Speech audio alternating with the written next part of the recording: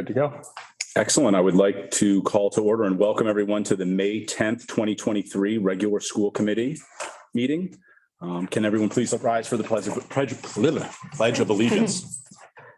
I pledge allegiance to the flag of the United States of America and to the republic for which it stands, one nation, under God, indivisible, with liberty and justice for all. Just take a moment of once.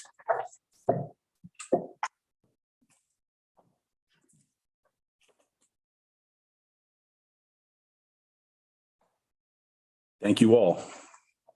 All right, I will consider a motion to table both items 1-4 and item 10-1. Can I do that, Sean, or do I have to do it in each individually? You don't have to have a motion to table. You as the chair have the authority to just table. All right, beautiful. All right, we're going to be tabling items 1.4 and 10.1 as we received a budget mailer today, and it doesn't make sense for us to speak about a solar initiative when the budget presentation is to level fund the school, which would disqualify us from, would just waste our time. So we have found that if on the 24th, if the level funding does not occur, we will then reconvene and see if we can meet to move forward with the proceedings that we're supposed to take place tonight. And we will try to do so in a timely fashion so that we could possibly meet the needs of Newport Renewables, so we would qualify for all grant programs and funding. Excellent.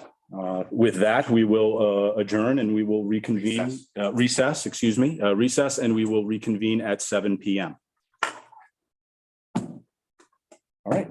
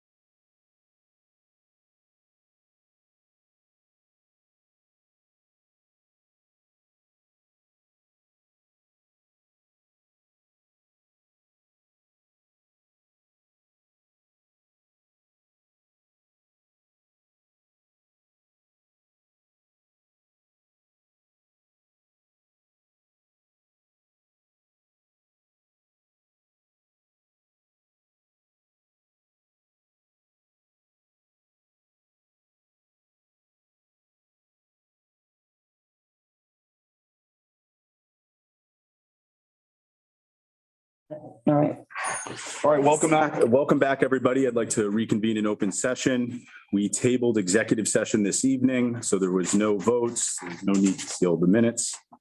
I move for a motion to approve the consent agenda, items 4.1 through 4.5. Do I have a motion? I just, Oh, go ahead, Michael. yeah, I just want to pull out 4.4, please. Go ahead. Just, can I have just clarification on the codes at the bottom? It says SP. What is SP? What does that stand for? Speech, I think, isn't it? Oh, Isn't that speech? Okay, it makes sense. Yeah. it's like SP, PK4, PK, and KF.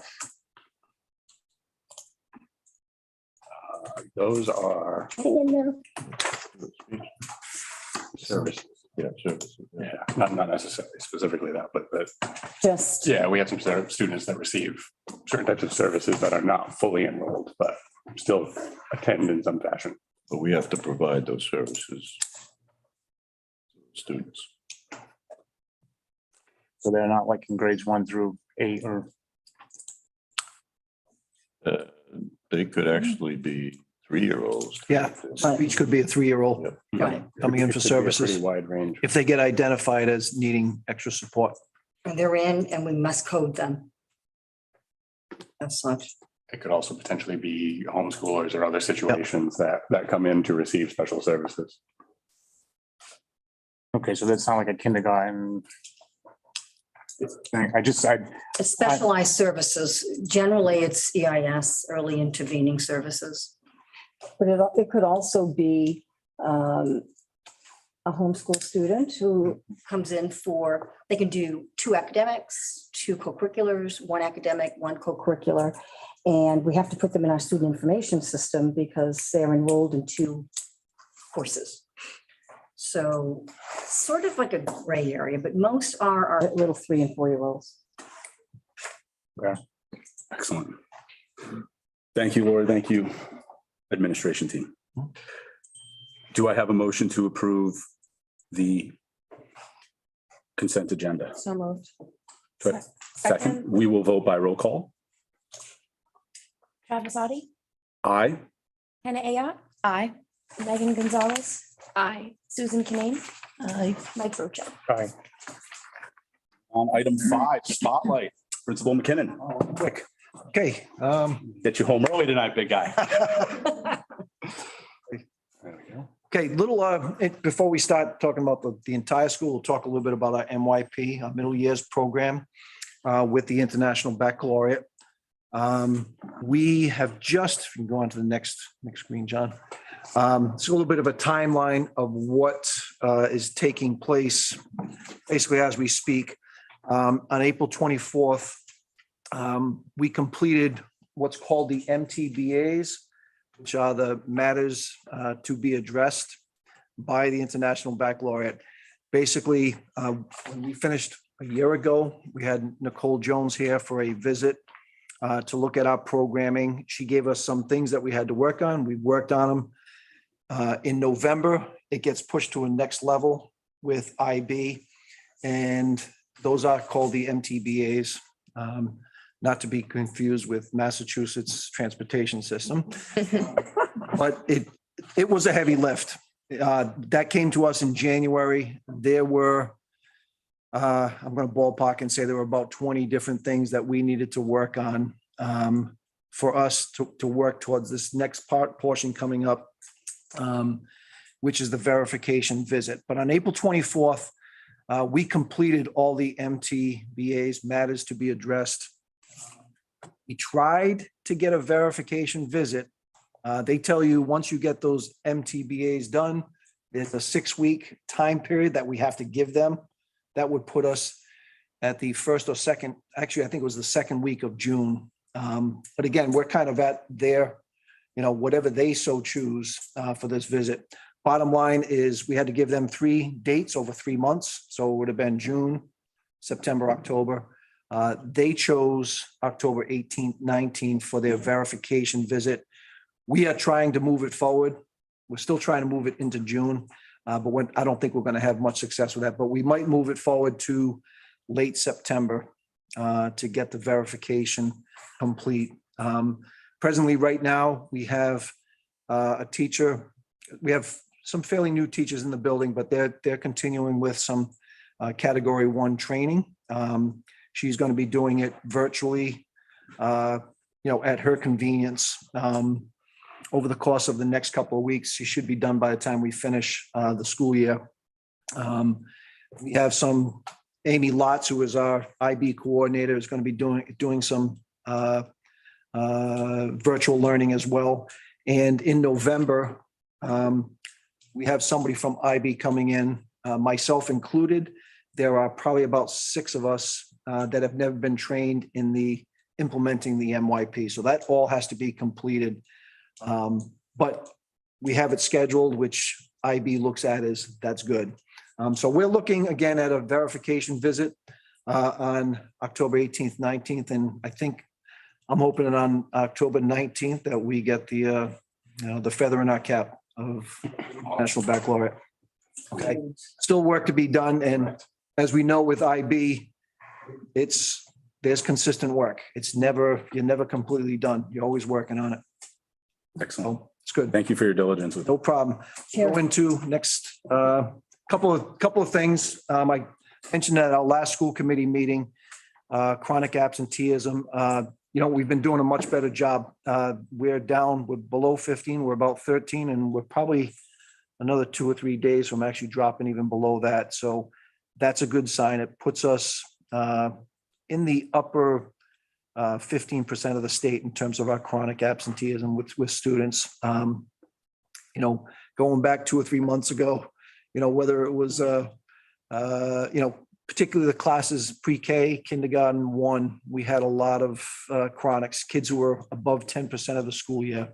That is considered chronic absentee. So in a 180-day school year, if they're absent 18 days, that's 10%.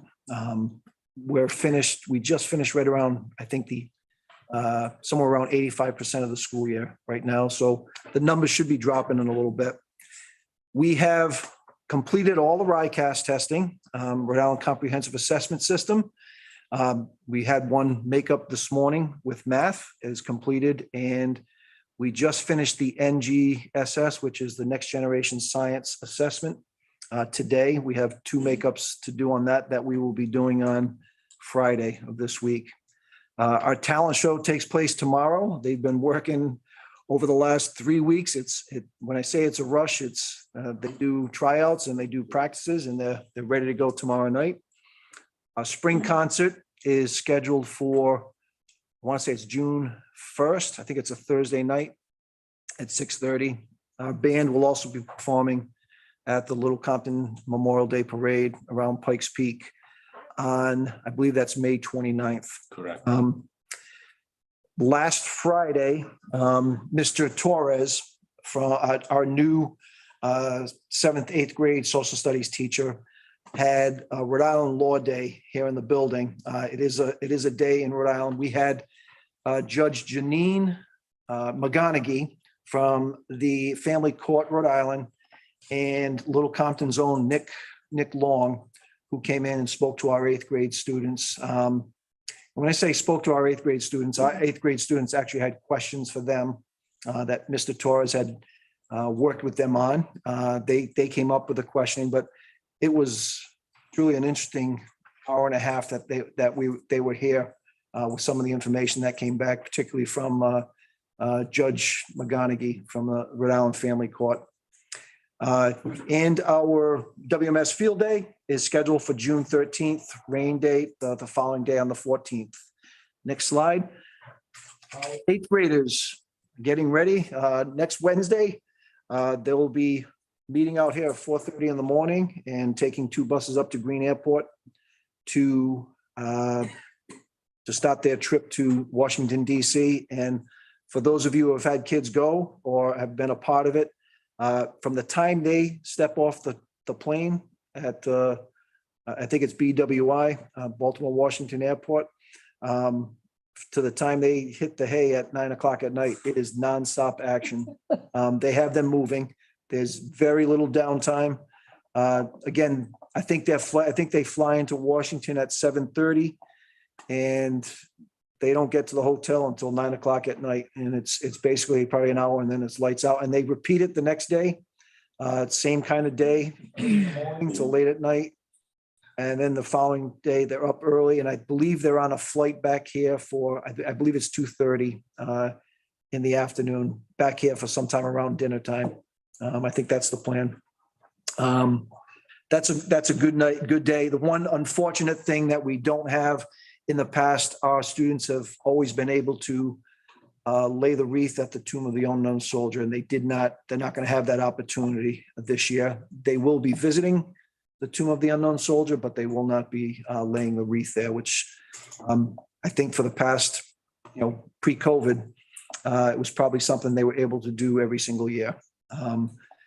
And we have some upcoming field trips. Tomorrow, we have our 4th and 5th grade students and teachers going to the Boston Museum of Science. The one thing I like about this is that our classes have gotten together so that they're sharing transportation costs, which is, as we know, is big because transportation is a big issue. So 4 and 5 are going to the Boston Museum of Science tomorrow. Our grade 2, as I mentioned in earlier school committee meetings, they have been following Race Newport. The boat, they just came into Newport today from Brazil, is the 11th hour, and it is a sailboat out of Newport, Rhode Island. They won the Brazil to Newport leg of the race by, I believe about 2 hours. I'm not sure where they stand in the overall standings, but they're going there Tuesday of next week. One of the parents in grade 2 is part of Race Newport, and he'll be getting them right down to the docks at Fort Adams State Park. And I think there was initial plans that they could get on the boat, but I think they're being told now that they can't go on the boat. Grade K and 1 are going to Roger Williams Park Zoo June 9th. Grade 5 is doing a Simmons Mill with the Secana Preservation Society and Jeff Manning. And also, I believe Marjorie O'Toole with the, who's she with? She's with the society, the Historical Society, excuse me. So they'll be a part of that. And we also have our 7th graders going to the PT Marvel Land as part of the Secana Preservation Society on June 7th. That's down by South Shore Beach. Beautiful. Busy. Nice way to wrap up the year, huh? Yeah. You got a lot of fun activities on today. Fast, coming fast. Finished all the state's tests and everything, and now it's, The two And the process. makeups to do Friday, all right. but we should be done by Friday. Thank you for everything, Principal McKinnon. Does anyone have any questions for Principal McKinnon? I do. Go ahead, Michael. So is Chase still the guide for Washington? And I don't. Jace is still the guide for Washington. Yes, he, Mr. DeLeo, as you know, I think he has worked with him for, I'm going to ballpark and say the last 15 years since, I think it was Mr. Fennessy who gave it up. But Jace is still the contact person. When it comes to the laying the wreath, they are very specific that you can't apply until 6 months before. And literally that's 6 months before they left, Mr. DeLeo, was trying to register for that and just, it didn't happen this time. It's probably luck of a draw. And my second question is, when will we get the results on the RICAS test anyway? RICAS will not be till October, November. That's what they tell you. The NGSA, the science one, we will have probably within the next 2 weeks.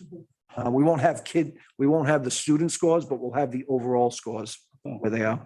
But they'll be somewhat embargoed until they're released by the state. The RICAS is a little more, the NGSA is their hour-long tests on over 2 days. Kids can take as much time as they need, but the RICAS is a little bit, 2 hours. Sometimes we've had students who have taken almost 4 hours during the day to do the RICAS testing. Okay, thank you. Thank you, Principal McKinnon. Welcome. Item 6, Superintendent Report. Oh, yes. Update on student support services at Wilbur McMahon School. We're pretty small, so rather than call our new department a special education department, we're calling it support services. Special education will be a component, also multilingual learner support and services, which, from, we have students who English is their second language. And we'll also include MTSS, our multi-tiered system of supports, RTI, if you will. So we're small and everyone wears a lot of hats. So we felt student support services is a nice umbrella term. And we are on schedule and on budget and pretty much ready to wrap up the following processes: hiring of a part-time special education director, hiring a part-time special education administrative assistant and data coordinator. All those components were housed at the region. Subsuming the integrated preschool and all related programming like ongoing screenings, including pushing into local preschool programs. So we'll be subsuming that into the district, creating and installing the federal and state mandated special education local advisory committee. Thank you, Attorney Clough, for drafting the bylaws. We will be calling our mandated parent advisory committee, guardian and caregiver advisory committee, LCSDC, special education advisory committee, and C for beautiful ocean that surrounds 3 sides of this precious town. And so the bylaws are in draft form, drafted by Attorney Clough. And those bylaws will need to be approved by this body. And there is no drop dead date. There's no deadline. But we want to do that sooner rather than later because we have some stakeholders who've expressed an interest or who have been voluntold, perhaps sitting in the front row here with a plaid jacket, to be a part of this. And thank you, Lori, in advance.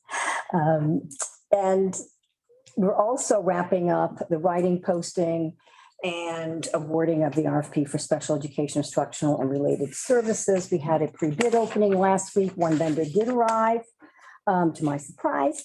And we had a couple of bids come in yesterday before deadline. And so we'll be analyzing those and choosing a vendor for related services like OT, PT, etc. And we also are tasked with enrolling in our own Medicaid program and completing a contract to have CompuClaim, now named Relay, partner with our district to complete all Medicaid logs. Once again, all of that was housed at the region. Correct. And so like IB, which was a very heavy lift from, the application phase to, the certification phase, building this particular department is the same. It's a heavy lift. Sometimes we don't know what we don't know. And, but it has been a really good process with Mark Dufresne as our consultant. He's been excellent. Indisposed for a few weeks, resting, and working with the district team has made this heavy lift a lot lighter. And I have to say the region has been generally super supportive during the dissolution and the transition. So by July 1st, we will be airborne. The first special ed department for our kids 3 through 22 years old, 43 of them at this time, homegrown right here in their own town. So that is my update. Perfect. Does anyone have any questions, Superintendent? Thank you, Lori. My pleasure. Moving on to item 7, Mr. McNamee, Finance Report. Okay, so we've completed the 10 months ended April 30th, and we're showing a excess of revenues over expenses of $125,000. We shouldn't get too excited because 74,000 of that was monies that came in from the Newport Collaborative. So if we look at our operating budget, would be somewhere around the $50,000 range. And I would suspect that we'll see that come down. I know that we need another water heater, apparently. We had, Yes, we do. We had an emergency So- on Monday. I suspect that over the next 2 months, we'll eat into that 50,000, so we'll be more closer to about $25,000 at the end of the day when we wrap up the year. Okay. If we look into the FY '24 budget, I think most of you may have received the mailer, which was kind of a surprise to me that the budget committee has decided to level fund the schools. So we'll have to deal with that issue at the financial town meeting on the 24th. And that's something that we're clearly going to have to address because we've got certainly some issues coming up next year with the Newport Collaborative coming in and increases in the Portsmouth High School tuition. And so we've got to see what we can do to adjust that decision a bit. So, Of course. Question, being the finance director of, is it both the school committee and the town council? no, but I worked pretty closely with the chairman of the budget board, which was disappointing that we were not. Say, did they solicit you Heads up. for your, No, and when Lori and I met with them, we probably met with them at the end of March. Yes. We met with them for over an hour and there was no indication that they were going to level fund us at that point in time. So, what, did they use an accounting firm by chance? I'm just trying to figure this out because you're the finance guy and they didn't even ask you. well, I think if you read through the letter, there are probably a number of misstatements in that letter relative to the per pupil amount. Correct. You know, they're saying it's up at 36. Well, it's really more like 24/7 Correct. based on the numbers. They excluded the number of high schoolers at the high schoolers at which were 102 and 21. They were using the 21 numbers. So when I went back, we had 102 there and the 218. Add those two up, divide that into the 7.7 million, it comes to 24/7 at 36,000. So it was disappointing that they didn't even ask us to maybe proof some of the numbers that they were using. Nothing. Interesting. But it is what it is. So, Thank you for your diligence, Mr. McNamee. well, Thank you so much. Does anyone have any questions for Mr. McNamee? I guess, yeah, I just one comment. I understand what you're saying. You got to add the students from here as well as Portsmouth. But the numbers at Portsmouth are not 24 though. No, there's 87 students there. It brings the total of, they quoted Oh, there was- $36,000 per student down to $24,000. 102 back in 21. It's a significant drop. You know what I'm saying is like our cost, isn't our cost like 15,500 or something per student? Well, you can't. I'm dying to meet the budget committee, guys. Administrative Got costs. busing. The busing costs, Maybe you they have more than just tuition. After they school. have Fed background. I don't know. Out of district placed. Like with any other district, you're gonna have allocations of other salaries, like a superintendent salary and And what was our increase ask? Wasn't it like 2.32%? it was What is inflation this year? 177,000. 177,000, and our inflation, it actually came down. It's 4.9% now. So we requested less than half of what inflation is. I think everyone in this room would agree that they've been affected in some fashion, whether it's at the gas pump, the heating oil, or certainly cost of living. And yet I believe unanimously approved the budget. We did. Did they review it? I didn't see mention of that in our. We did have 100,000 in there from the collaborative on top of that. So we did, and some of that obviously was going to offset the reduction in state aid because our state aid was reduced as well. So By 85. yeah, I thought it was a realistic budget, you know. Very realistic. My taxes have only gone up 35% in the last 5 years, so I thought a 2.2% increase on the school was very modest, very reasonable. very financially responsible and fiscally responsible to not only the school, the outcomes, but also the stakeholders of this community. So I'm mildly disappointed they didn't touch base with our finance guy that's in the trenches day in, day out, making sure things balance. Just mildly concerning. What's disappointed they didn't communicate with the chairman of the school committee, which is the elected body responsible. But we also have public It's meetings. your budget. They're watching at home. It's not us. Go ahead, Hannah. I'm not sure if this is the time to ask this or not, Sean, so correct me if I'm wrong, but what can we do to correct just the blatant misinformation that was spread about our budget? So under this agenda item, we can't really. Should I wait till the, Can't really have that discussion, but obviously the school department can communicate with the town in order to correct misinformation. You or any other elected official on an individual basis Hmm. can also do that or speak with the superintendent individually to make sure that you do have the correct information when, right, the Valley residents of the town will come to you to see and get some of their questions answered relative to some of this information. So those are certainly some ways that you can do things, but for this agenda item, finance report, really it's get information from John McNamee relative to his report, and what the financial situation that the school department is facing in the moment, not to necessarily discuss public relations strategy. John, will we see you the 24th at the financial town meeting? Oh, absolutely. All righty then. We'll be there with bells myself, as I'm sure many of us will also. Any other questions for Mr. McNamee? Thank you, John. Thank you for all your diligence. All right, committee reports. We have a policy subcommittee report from Ms. Hannah. so the policy subcommittee has not met since our last regular committee meeting. We have two policies further down on the agenda to discuss and approve tonight that I can talk more about then. Beautiful.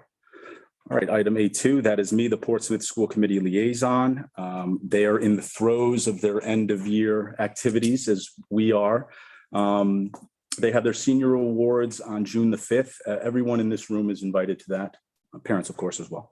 And then we also have their graduation on June the 9th. And I believe their prom is somewhere in there. I forget the date, but I'm hoping that the kids that attend Portsmouth High School are on the case for that. It's usually 2 days before they graduate. All right, it's the 7th or? Yeah, 7th, that's what I would. Okay, all right.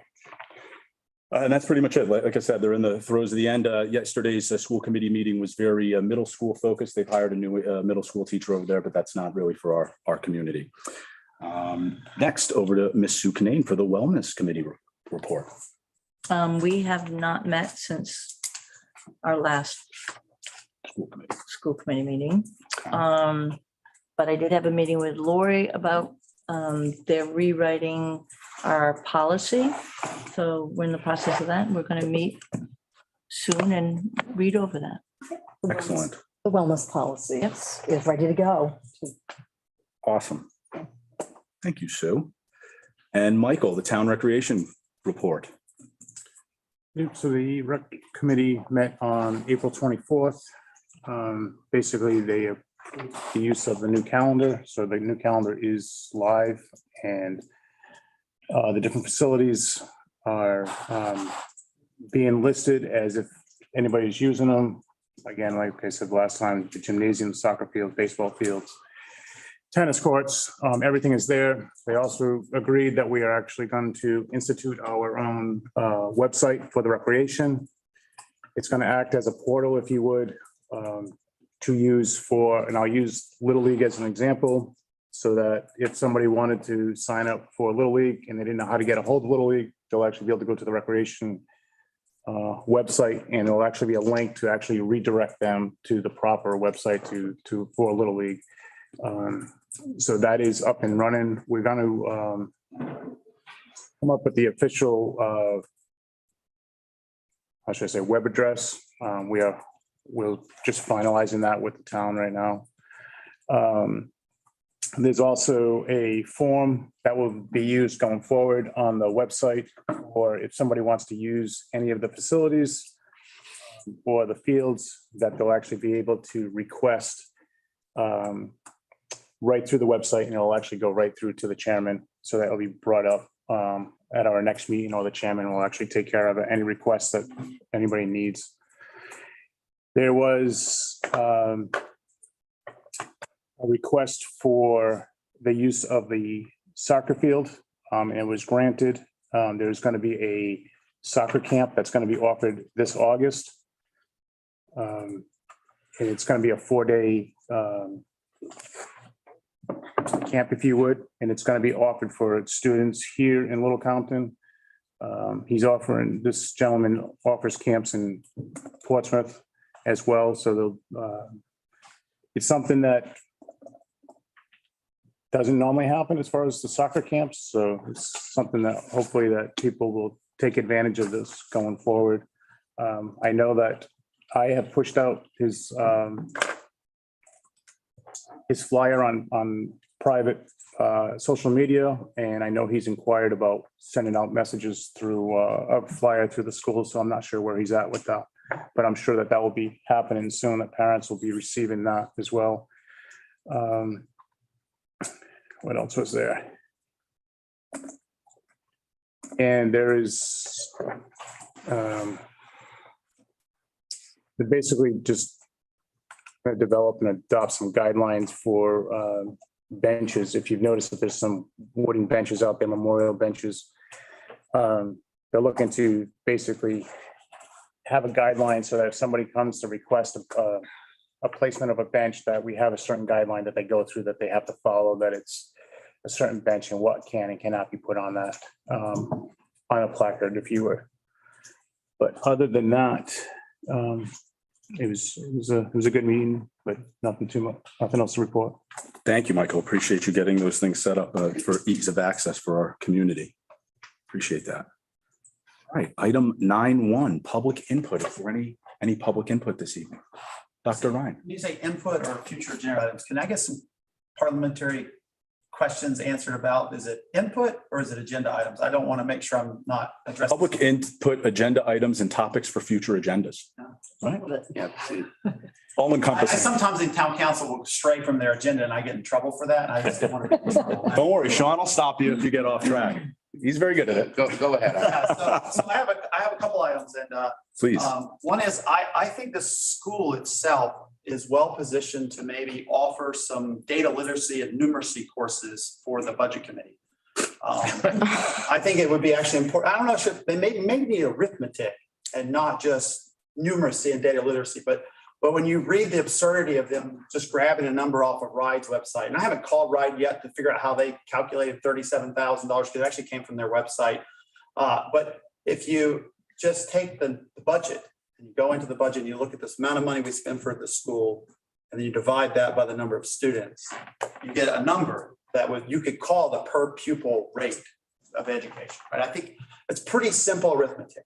And then if you take Jamestown's budget and you divide that by the number of students in Jamestown school, you get almost the exact same number. I mean, it's $1,000 or $2,000 off, right? So it's a little bit, but I was just kind of stunned at just the lack of understanding of basic budgetary knowledge from a budget committee. So I think it's a common problem. And the school has math teachers, and they have people who specialize in this stuff. And if you maybe offered a course for town officials so they could get up to speed and understand how numbers work, it might take some tension off the town financial meeting. I'm not talking about this year, obviously, because it's kind of broken this year, but maybe next year you could do that for the budget committee.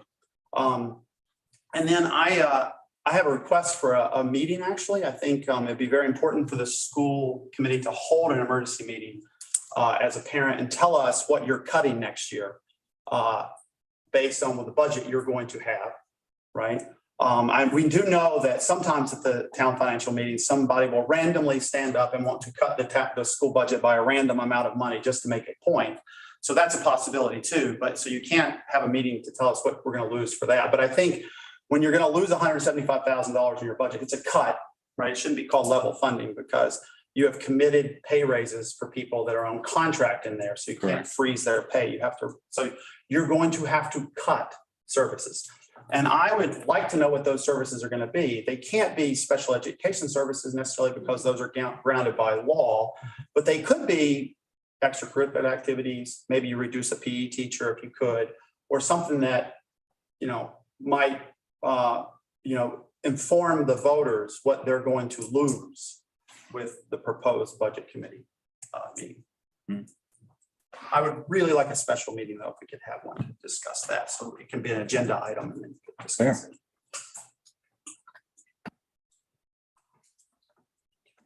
And Dr. Ryan, could you state do you have his info for the record?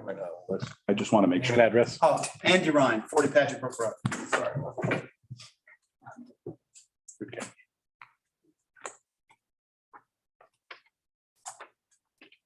Any other public comment? All right, we are, go ahead, please. Just going back to the,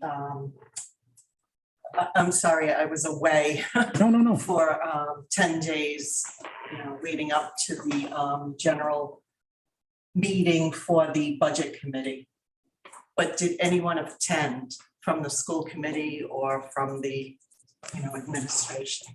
No, I did not attend, nor was I invited. I wouldn't even know when their meetings are. There was a public hearing for the Okay. general budget where things were discussed. Public hearing, when would it have been? May 1st. May 1st. What day of the week is that? A Monday? I did not attend, no. It might be a good idea to, Fair. in the future. I'm Mrs. Rigo, I am very much interested in attending, or at least having someone in the room that understands basic math and algebra equations, or how to understand percentages, increases. So yes, I'm with you with that. And moreover, I guess in the future, we'll invite them to our budget hearings. We need to, I didn't realize that this was going to be an issue. I thought we come up with this, we present. So we'll invite them. I'll go to theirs. We'll get to see a lot of FaceTime with one another. Well, Let's stick to public comment. Could we get your full name and address? Maureen Rico, 16K Mullen Hill Road. Any other input? Can I say something? Go ahead, Sue. Right? Sean? Can I say something? This is really for a public comment. Oh, so I'm not public. Okay, thank you.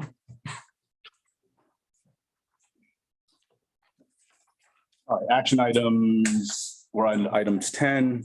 We've tabled item 10.1 because of the budget letter.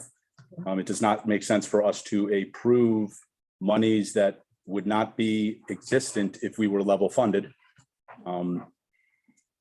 So we've tabled that item, the solar initiative.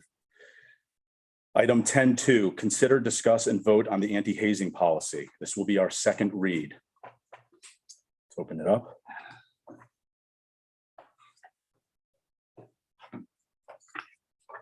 So no changes have been made to the document. Last month, there was a question about the language, I think, regarding private property. Sean, do you have any other input on that before we take a vote?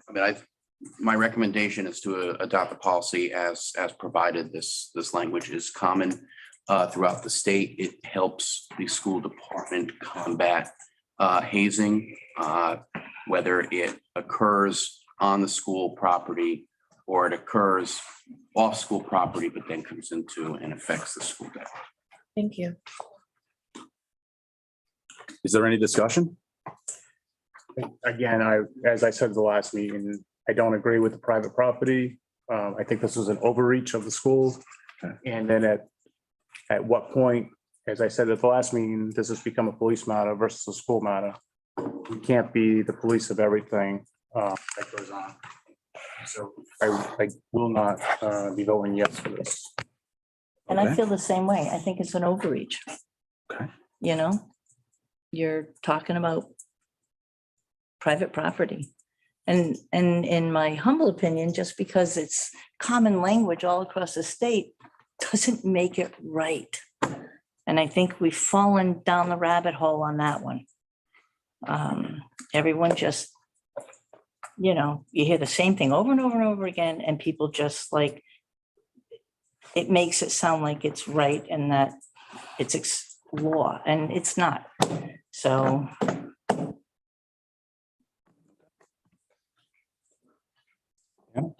Just correct me, Sean, if I'm wrong, but I believe hazing is a crime in the state of Rhode Island, if not federally. So the police would be involved from the instant a hazing incident is reported, correct?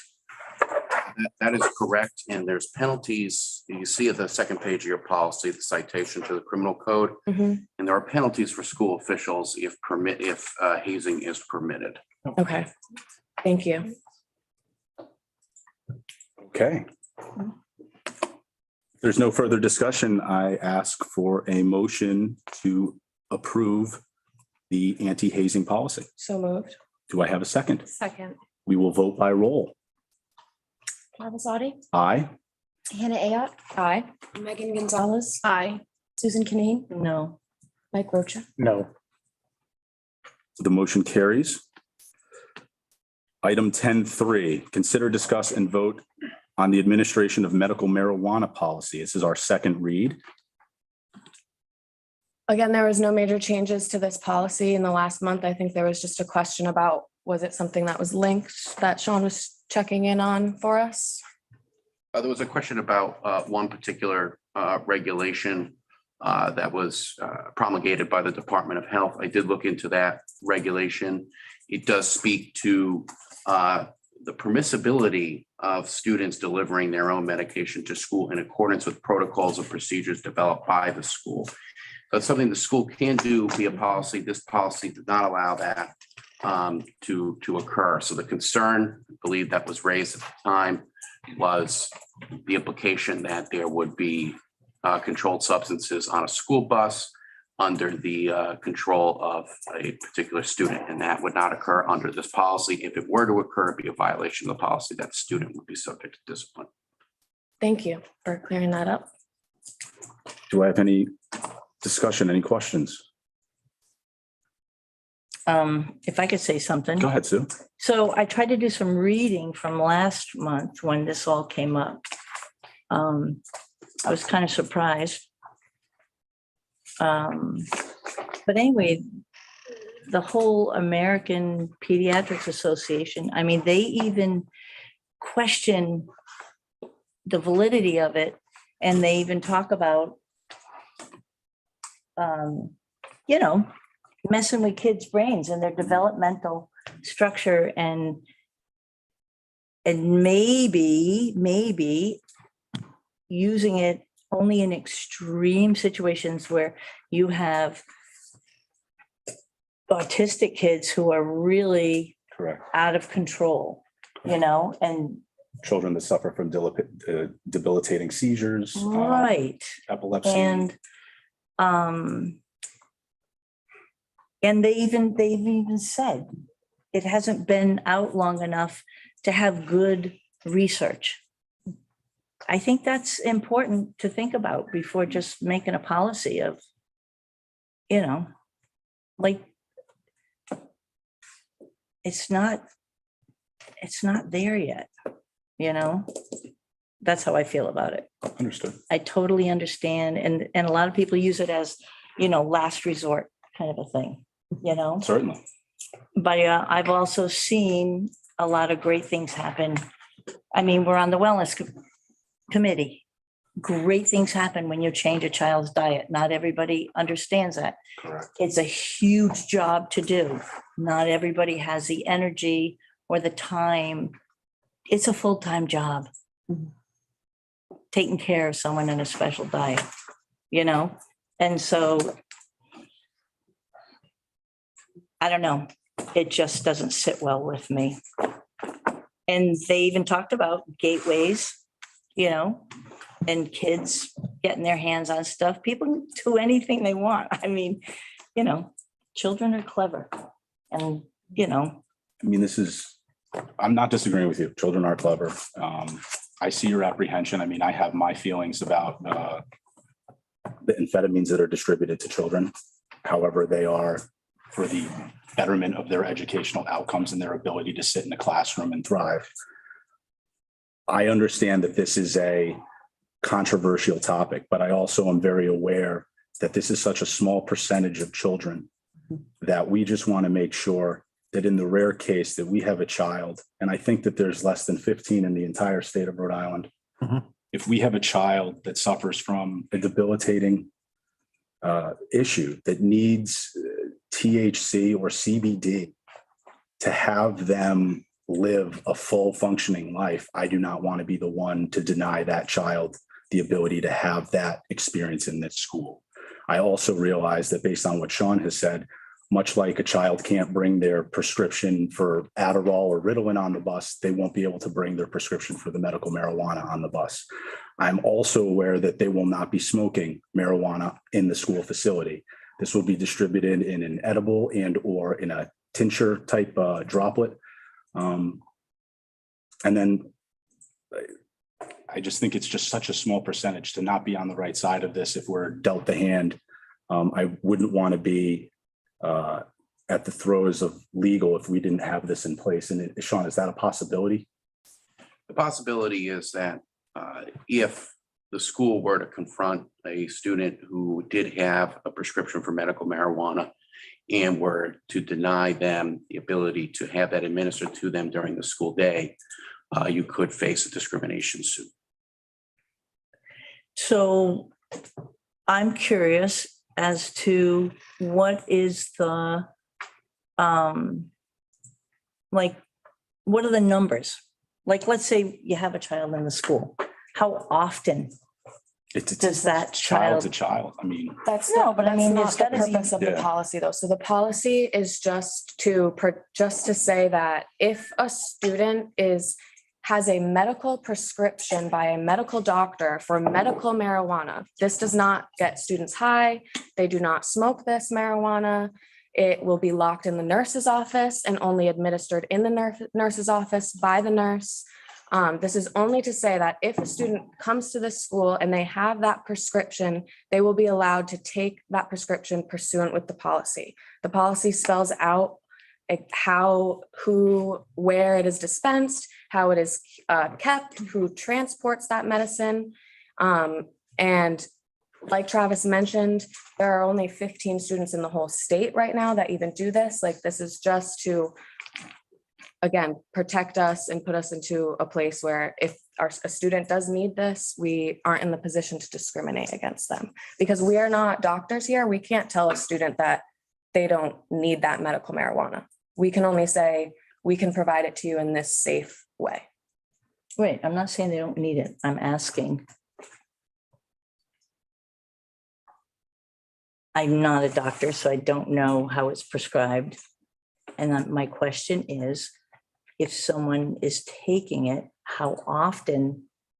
I think Is that it- would be on a patient by patient basis, and I'm not a Right. doctor, so I can't tell I know, you but that. there has to be numbers out there. So I'm just saying, I'm just curious. I'm just asking. But I think that that's more maybe for your own personal understanding of medical marijuana and not necessarily for this discussion and approval of this policy. Well, actually, I think it's got to, what she wants to know is, and correct me if I'm wrong, but if a student only needs it once a day and can take it prior to going to school, then it does have an effect on the policy because it's whether she's going to vote yes or no. Versus if a This is- student, if it. I'm- We're I'm not talking in speaking, though. hypotheticals. hold on, though. hold on. Let's see. So what are you saying?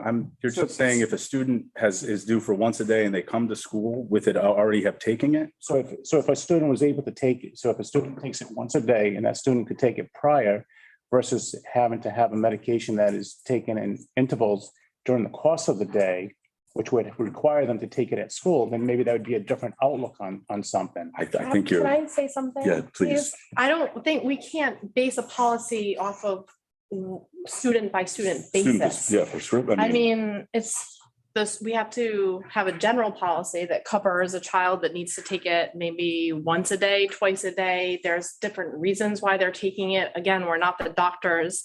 We are just implementing a policy that they can safely take it in school. I don't think that we have any business getting into how many times a student needs to take it, a medication throughout the day. If they have to take it before school, then they don't apply under this policy. That's correct. Right. So. Right, but there will be students potentially that would apply under this policy, so we need the policy. So I'm going to ask, how many schools in the state of Rhode Island have this? All policy? schools will have Yeah. this No, no. policy by the end of the year. It is ongoing. It is a legal requirement that we have this policy. Sean, is that correct? I All asked- districts locally are approving. Portsmouth just did theirs in December. So in the Department of Health and Brown Department of Ed are requiring that this policy be adopted in accordance with their regulations. I can't speak for every school district and what every particular school district has done or is planning to do. Is there a deadline for when we have to pass a policy like this? Not to my knowledge. I don't believe there is a per se deadline, but at some point, you're either complying with the regulation or you are not. And what is the penalty for not complying with Department of Education and Health Well, standards? I mean, the penalty, could be through RIDE. You could have financial penalties in terms of state aid. The typical measures and leverage that the state utilizes to ensure that school departments conform with state regulations. But I think the bigger picture here this is a regulation that was developed by the state. You all took an oath to follow state laws and regulations. This is one of those things. Certainly, no one's hiding from the fact that it is a controversial issue. With that said, this is for students who have prescriptions, and those, in accordance with the policy, we have to administer that medicine in accordance with that prescription. So if it is, as others have stated, one time when you wake up in the morning and one time when you go to bed, it doesn't involve the school department. There's no need to have that on school grounds. Whereas if there is someone, and I have no clue how often individuals are administered this medicine. But if the prescription says every 2 hours, every 4 hours, then that is going to be brought to the school. And this policy will then govern that. Might be the case that little Compton doesn't have any kids. So this policy just sits there waiting for a kid who has that to show up. Or the kid never shows up, but you have the policy.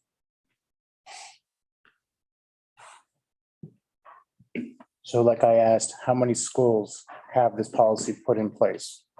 And that answer has not. It's irrelevant. Why is it irrelevant? I mean, so do you want to go by what everyone else does, or do you want to go, I mean, what, I don't. it's No, but irrelevant. that's what this feels like.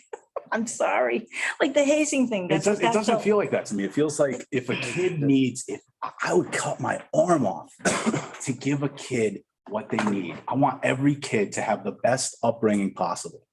And if they need to take a tincture of medical marijuana because they suffer from something that is so debilitating that they've tried every avenue of big pharma drugs, and they say, you know what, let's try this marijuana. Maybe this will work. And it works. I'm not going to be the one to tell them they can't do it. Not on a bet. And this just also in no way is meant to like promote the use Correct. of I marijuana. mean, This is just to It's a last have a resort. policy and a procedure in place in the event that a student with a medical prescription is enrolled in this school and their prescription states they have to take it throughout the school day. And we can't answer the question that of how many, but I think Sean said that all districts will have to comply at some point. I can tell you, I was at the meeting in, I believe, December, where Portsmouth approved their very own policy on the administration of medical marijuana, and it was very similar, if not exact, to this language. If I may, Chair, Go, please.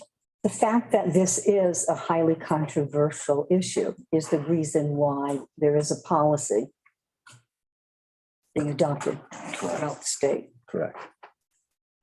Because if a student does have a prescription from a board certified medical professional and a staff member takes it upon himself, herself, themselves to deny that child dosage, we are held liable, and it's a discriminatory action. So this is codifying not our own opinion regarding marijuana use of any sort, but if a child has a prescription, legitimate prescription, No staff member can deny that child his, her, or their medication. Protects the town. Nobody can sue us. Right. I mean, that's what's going to happen with this is there's going to be people that wait. And then there's going to be people that take advantage of those that didn't get ahead of it. And then they're going to be dealt with some sort of lawsuit because they don't have a policy in place. And I don't want to be that town. We don't need to bring any undue litigation in any fashion to our community. So if this protects us in the case that if it ever comes up, I'm good with that. But I do not want to be litigated because we were short-sighted on our personal beliefs on medical marijuana. It's not a personal belief. I already told you. I looked at the data from the pediatric. Like, I'm just asking the question, whatever. It's not a bad question. I mean, but Sean laid it out. We didn't take an oath to the Pediatric Association. We took an oath to uphold the statutes of the state of Rhode Island, which says we must comply with adopting this policy. I thought I took an oath to uphold the Constitution, the United States of America and the Rhode Island Constitution. Yes. Is this a constitutional thing? The state constitution and laws that are then made because of it say we have to adopt this. So yes, I would say it is. Sean? To answer the question, there is an oath that you took to uphold not only the Constitution, but the laws of the state of Rhode Island and the regulations promulgated thereof. There is no further discussion. I will ask for a motion to vote on the. I have one question. Was development of protocol? So that basically that leaves us open-ended, right? As far as what the protocol is going to be. Correct, because it's a student by student basis, like Sean said. We don't know what the protocol is going to be for each individualized student. We just want to make sure that we have a policy in place to protect us, the town of Little Compton, its stakeholders from litigious action. It just says that it shall develop a protocol and procedures to facilitate this policy. So that's Correct. That's Gene Dunn with all of will, our- yeah, that somebody is- comes in and That's exactly. Consistent with all of our policies, we are not in the business of developing day-to-day protocol or procedures in the day-to-day running of the school system. We entrust that with our correct. very highly trusted and educated admin. So we develop the policy that outlines the rules that they have to then develop the protocol under. They cannot develop a protocol or procedure that disobeys this policy, and that is consistent with every other policy that has to do with school administration. So I guess my comment would be is that the superintendent runs the school based on policies that the school committee creates. A fair statement, right? Exactly, yes. Okay, so if we pass this, this is basically saying that you're going to adopt a policy that allows superintendent to make a protocol afterwards. Within the confines of this policy, yes, correct. That is how you develop and adopt policy Correct. and work under policy. And that's the difference between policy and Practice. administrative procedure. So why isn't that spelled out then? So that we know what we're approving going forward. What do you, in terms of spelled out, I mean, do you want, we can amend it to say administrative procedure. But I think this is pretty clear. The superintendent or designee shall develop a protocol and procedure to facilitate this policy. Most likely Nurse Dunn We take. with superintendents. Right, and principal. So Correct. policy Principal, no. becomes actuated through practices, protocols, and procedures. So we're policy driven, everything we do, and if you've ever dealt with Nurse Dunn and any sort of acetaminophen or anything else, so those practices are in place, informed by policy. Operationally, our school aligns with all policies. All right, with no further discussion, do I have a motion to vote on the approval of the administration of the medical marijuana policy? So moved. Second. We will vote by roll call. Travis, excuse me, Travis Audi, Aye. Hannah Ayotte. Aye. Megan Gonzalez. Aye. Susan Kinane, No. Mike Rocha. No. Policy carries 3-2.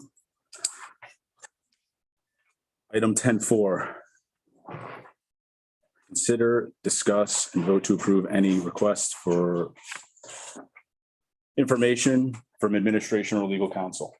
Who's going to ask on this agenda item if individual committee members have requests for information from either myself or from the administration? Just simply ask for it. There's no need for a vote or anything like that. Oh, fair. You can probably change that language moving into the future. I'm like Ron Burgundy. I just read right off the teleprompter. It says it right there. I just. Okay. Yeah, please go ahead, sir. Do you have any, if you have any questions or? Yeah. Please. So I was on the website, the school website, and I was looking at curriculum. And I was trying to educate myself as to, what goes on in the school. So when I got to the phys ed thing and the health thing, the phys ed stuff was there, but there was nothing on health. And can I get that curriculum? I asked for it and I was told the whole thing was being rewritten, and that's great. And I was told I could get it, and then I didn't get it. And then I asked 3 more times and I still didn't get it. And it's still not, I don't need the new thing that's coming out. I understand everyone's going to get it in June, even though it's already done. I would like the health curriculum because I'd really like to see what's being taught. And it's not on it's not on the school webpage. And I went back on again thinking, well, maybe it's up there now, but it hasn't been up there and it isn't up there. And now I don't know what the language is, but even the phys ed stuff isn't up there. So anyway, I'm just asking, can I get that curriculum? The curriculum has been under review for 2 years, and we've had 2 consultants, Judy Squires, our main consultant, and the revision of both PE and health. It had not been updated in 10 years.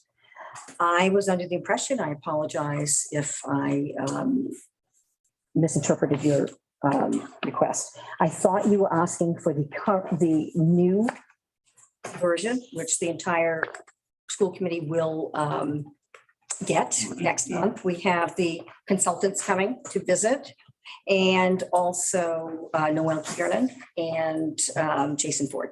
They've worked on this for 2 years. And so that's something the whole committee gets at the same time. Yep. So how about what's been going on this year? Can I get that? I'm looking here, and I will do my best to add it within the next 18 hours before I head out. But I'm looking here right now.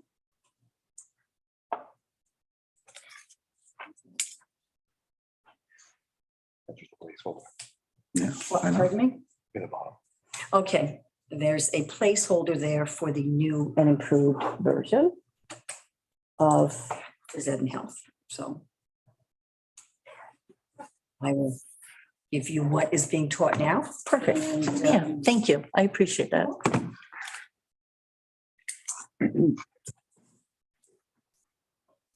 I come in and get that, or do you email it to me? How does that Well, fly? Jack will meet after this particular meeting, and we'll get that to you. He'll have to do that. I am leaving. All right. For Europe. So Thanks. thank you, Jack. Appreciate it. What's that? Okay, beautiful. Go ahead, Anna. I'd like to request that the lawyer and maybe the business manager draft some sort of letter on behalf of the school committee to be published in the Secana Times that dispels just the misinformation that is published today on behalf of the budget committee. I won't get into all of it, but as you can see, I have plenty of notes here on just like the falsehoods and lies that was spread here, starting with the fact that their math was just wrong, comparing us to completely wrong numbers in Jamestown, Rhode Island's district. So if we could get something published before the town meeting so that the taxpayers of Little Compton have an accurate representation of what the school committee unanimously approved, Make sure that's in there. that would be, Bipartisan effort. that would be amazing. Just in response to that. Happy to do and work with the finance director on anything that the school committee wishes to issue, but it does have to be voted on first by the school committee. Okay. So that's not something that Right, so I can make, we can just simply do and say on behalf of the school committee. Of course, any individual member can do whatever they like, but in terms of advocating for the school department, but no, I completely understand that, and So, I'd like it to be a full like- committee resolution or letter, since we unanimously voted on our budget. So if it has to be a vote, then I will move that we vote on that. and again, to my earlier comment, this agenda item, it's not correctly. We cannot vote on this particular agenda item. It just can't be done. Okay, So you can have another meeting to discuss it, or now that's really all you could possibly do is have another meeting to discuss that particular agenda item. Can Go ahead, I Sue. make a suggestion? Please. Could we, Yes.